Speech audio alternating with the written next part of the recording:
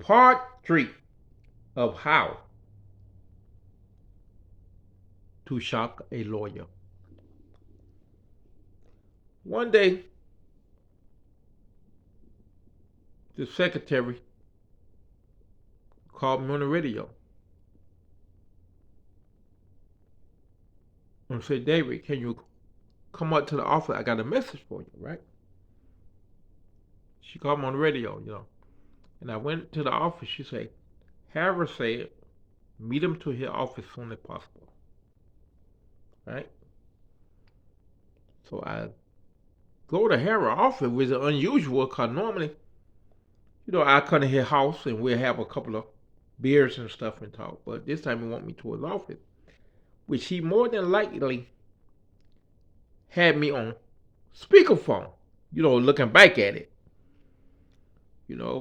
But this will Harris say.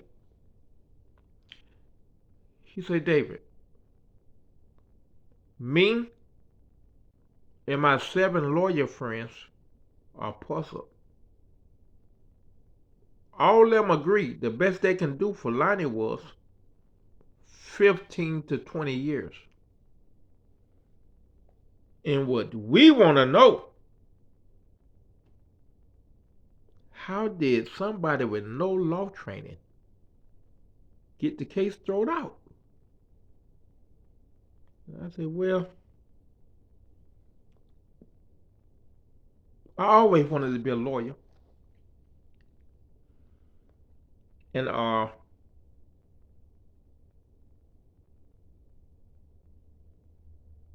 just looked over the restriction chemical laws and saw things here and there what I thought that I could use to get the case thrown out. And she said, well, can you tell us? What did you do? I said, I'd rather not, Harold. Because if I tell you what I did, and then your 7 friends find out, they're going to be shocked. And they're going to tell people and tell people and tell people, and it might get back to the feds. So I'd rather not explain what I did in this, because I don't want to end up going to prison or putting nobody else in prison. So me explaining it ain't going to help nobody, but matter of fact, it's going to hurt, right? And Harris said, and he looked at me strange, weird, as if he couldn't believe it. And he said, man, I know you're smart.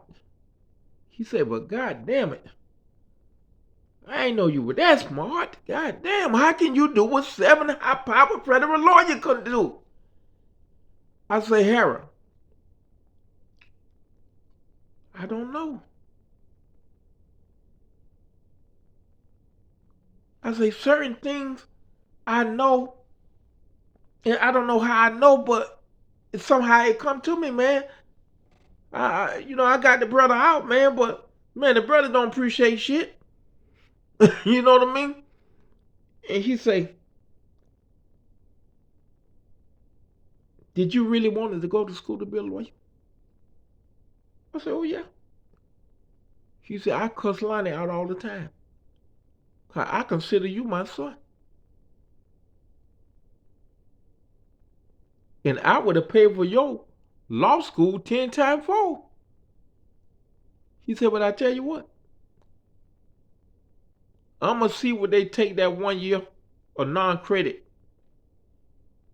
and turn it into college credit. And we're going to get you in the law school. And I'm going to pay for all 3 years or whatever I got to do, right? Harvard come back a couple of months later. He said, hey, the college accepted your non-credit at credit. Therefore, you only have to go 2 years to get a law degree. And me and Harris celebrated. We drunk beer for a couple of hours. and I happy, you know. Then he come to me another month, say, hey, we'll be going to pay for your college soon and get your dorm straight, get everything you need so you can finish law school.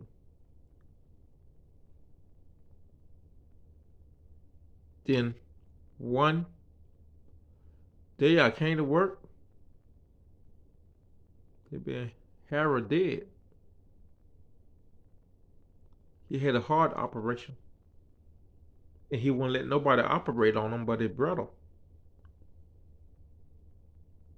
and he didn't make it.